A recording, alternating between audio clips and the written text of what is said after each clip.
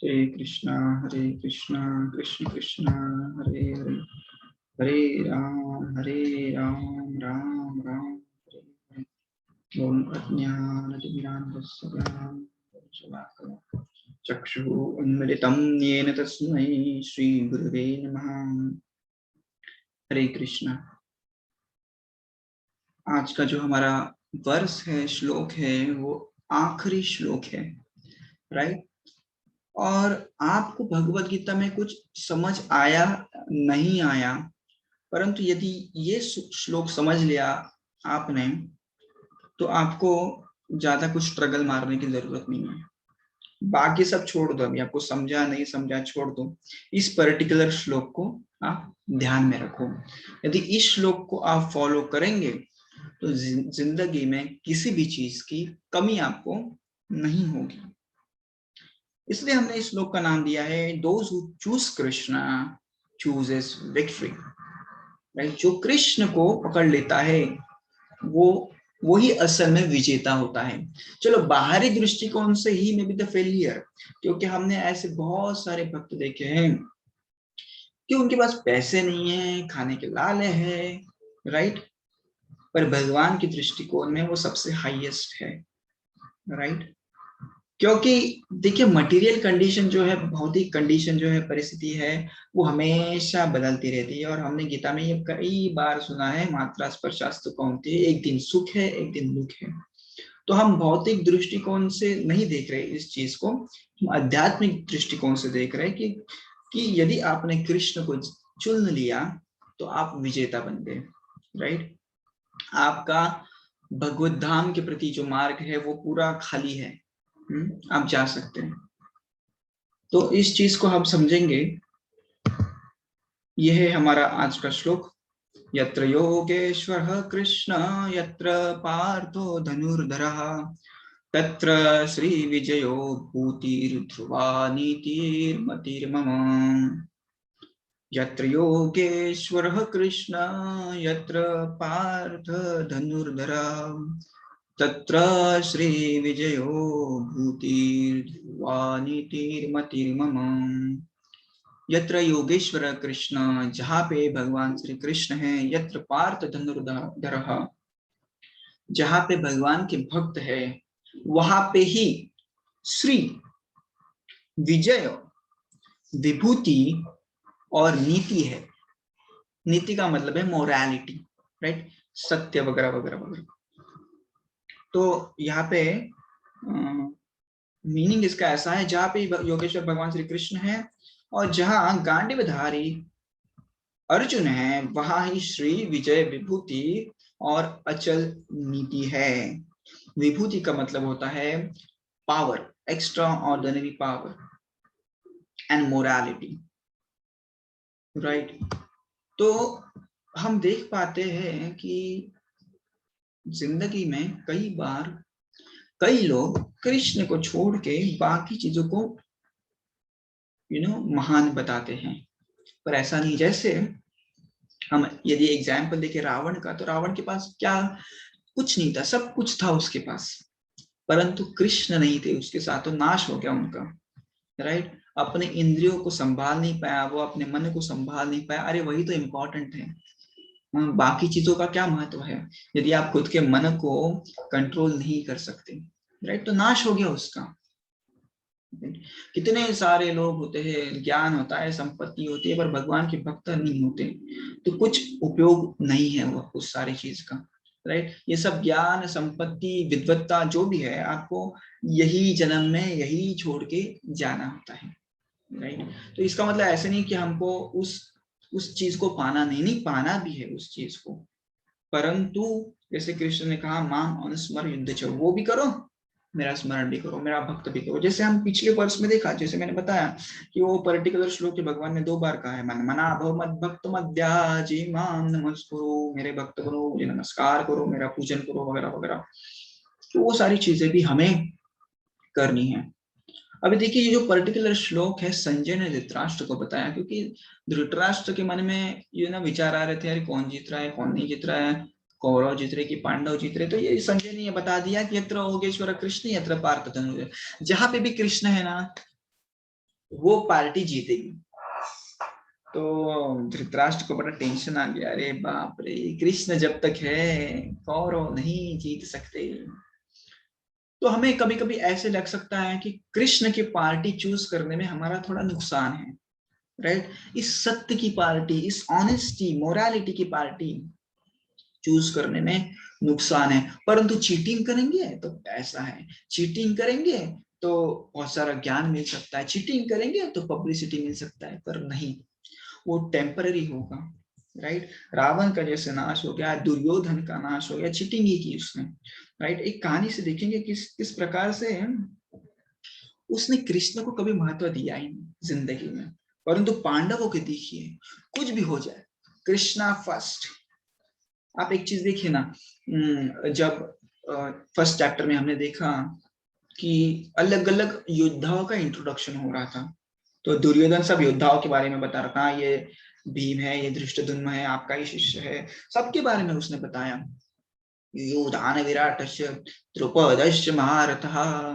परंतु ये सारे योद्धाओं का वर्णन करते हुए उसने कृष्ण के बारे में बताया नहीं, क्योंकि उसने कभी कृष्ण को सोचा ही नहीं, अरे ये कौन है, ग्वाला कहीं का ना, ये कोई जादूगर है, राइट। तो उसने कृष्ण को कभी महत्व दिया ही नहीं अपने जिंदगी में। उसने कृष्ण को योद्धा भी नहीं समझा। वो समझता था कृष्ण केवल एक सारथी, अर्जुन के सारथी। परंतु वही कृष्ण ने पूरे युद्ध का चित्र बदल दिया, पूरे युद्ध का चित्र उस सारथी ने बदल दिया। और एक बताना चाहूंगा कि और अपोजिट में पांडवों ने हमेशा कृष्ण को मान सम्मान दिया। भले ही कृष्ण सारथी थे, भले ही कृष्ण सारथी थे, परंतु हमेशा मान सम्मान दिया। इसलिए आप देखेंगे कि जब भीष्म ने शंख बजाया ना, Bhishma was the commander in chief, नेता थे कौरवों के पार्टी के, राइट, युद्ध के समय पे। और कृष्ण का कोई स्थान नहीं था पांडवों की पार्टी में, क्योंकि उन्होंने तो व्रत लिया था कि मैं कुछ शस्त्र नहीं धारण करूंगा, अस्त्र नहीं धारण करूंगा। तो एक एक दृष्टिकोण से देखा जाए तो कृष्ण का कोई स्थान नहीं था पांडव की पार्टी में। परंतु पांडवों ने हमेशा कृष्ण को ऊंचा स्थान दिया, और जब भीष्म ने अपना शंख बजाया तो कृष्ण ने भी अपना बजाया, राइट। तो वैसे देखा जाए तो धृष्टद्युम्न ने बजाना चाहिए था, कि धृष्टद्युम्न मिनिस्टर था, पार्टी का नेता था उनके, राइट, उनके सैन्य का नेता था। परंतु धृष्टद्युम्न ने नहीं बजाया, किसने बजाया? कृष्ण ने बजाया। क्यों बजाया? क्योंकि अर्जुन और सब पांडवों ने उनको इतनी प्रेम दिया था, इज्जत दिया था। तो कृष्ण ने खुद अपने हाथ में ले लिया था युद्ध, कि नहीं, ये मेरे भक्त है ना, ये मेरे भक्त है, तो ये इनको मेरा गाइडेंस चाहिए कि नहीं मुझे पता नहीं, पर मैं इनको जीत दिला के रहूंगा ना, इसलिए खुद से बजाया उन्होंने। वैसे देखा जाए तो वो कमांडर इन चीफ नहीं थे, परंतु खुद से बजा दिया और बता दिया सारे जगत को कि ये जो युद्ध है ना, अभी मैं चलाने वाला हूँ। क्योंकि शंख वही बजाता है जो युद्ध में पार्टिसिपेट करता है। तो एक्सटर्नली देखा जाए तो कृष्ण के पास कुछ भी हथियार नहीं थे, वो तो लड़ने ही नहीं वाले थे, पर शंख बजा दिया तो समझ गए कि अभी भगवान के पास हमारे पूरे युद्ध की, we are totally dependent upon Krishna, ये सब समझ गए। तो इस प्रकार से पांडवों ने हमेशा कृष्ण को चूज किया। तो हमको भी हमारे जीवन में हमेशा देखना है कि यहाँ कृष्ण है कि कृष्ण नहीं है। कृष्ण है तो जाओ, भले ही थोड़ा सा नुकसान दिखे, पर जहां भी कृष्ण है, संजय जी कहते हैं कि बाद में तत्र श्री विजयो भूतिर ध्रुवा नीतिर मतिर मम, राइट।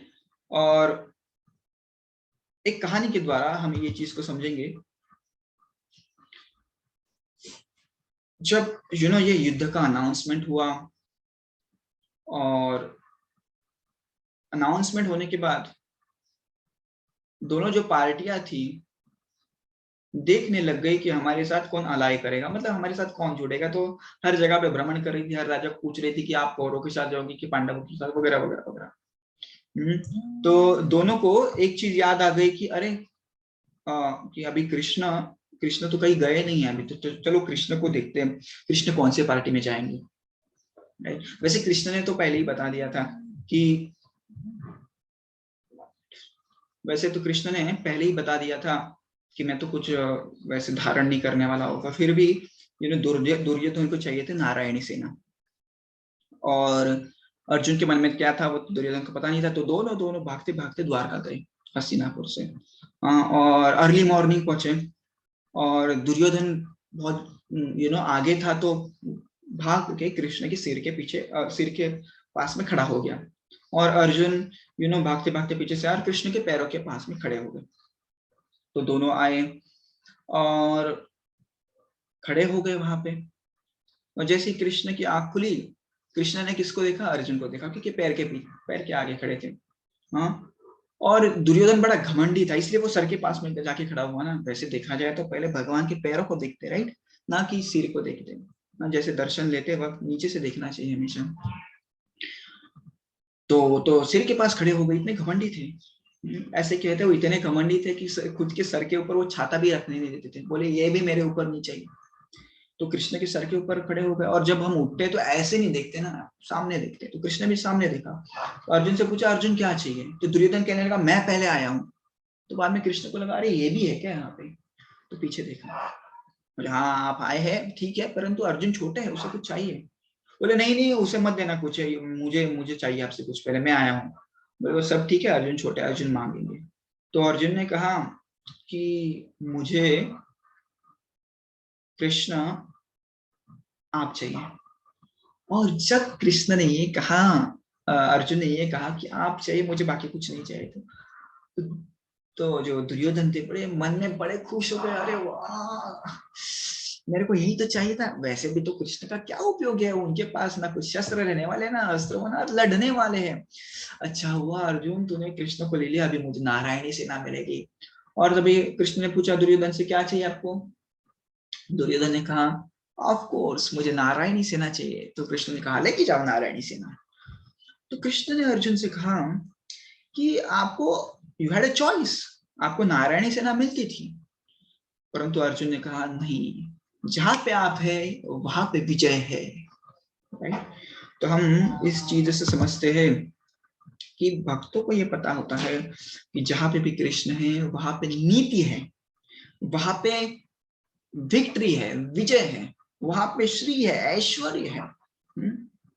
तो इसलिए हमेशा हमें चूज करना है कि हमें कहाँ पे जाना है। जैसे मैंने पहले ही बता दिया कि कभी कभी लग सकता है, राइट, अभी दुर्योधन को लगा रहे क्या है, कृष्ण को लिया, उसके पास ना कुछ नहीं है, वो कैसे लड़ने वाला है, एक्सटर्नल ऐसे लग सकता है। परंतु अर्जुन को ये पता है, भक्तों को ये पता होता है कि जब तक हम कृष्ण के साथ है, इनफैक्ट जब तक कृष्ण हमारे साथ है, कोई हमारा बाल भी बांका नहीं कर सकता। Right? In conclusion, where there is a Krishna and where there is a devotee like Arjuna who follows the principle of his teaching, तो आप ऐसे मत समझिएगा कि जहां कृष्ण है जहां अर्जुन है वही नीतिमत्ता है। नहीं, ऐसे नहीं होता। जहां पे कृष्ण है और जहां पे अर्जुन जैसे भक्त है। अभी अर्जुन ने क्या किया? कृष्ण ने तो बता दिया था, यथा इच्छसि तथा कुरु, जो आपको करना है करो, गीता सुनाने के बाद बता दिया। परंतु अर्जुन ने कहा, करिष्ये वचनं तव, मैं आपके वचन का पालन करूंगा। तो जहां पे कृष्ण के वचन का पालन करने वाले भक्त है, वहां पे ही they can achieve the best of both the worlds. मतलब उनको आध्यात्मिक फायदा भी होगा और उनको भौतिक फायदा भी होगा। तो ऐसे नहीं होता कि केवल उनको आध्यात्मिक फायदा होगा, मरने के बाद सब होगा। नहीं, ऐसे नहीं होगा। इस जगत में भी वो अच्छे से अच्छे सुख को प्राप्त कर सकते हैं, अच्छा से अच्छा जीवन जी सकते हैं। धन्यवाद। हरे कृष्णा।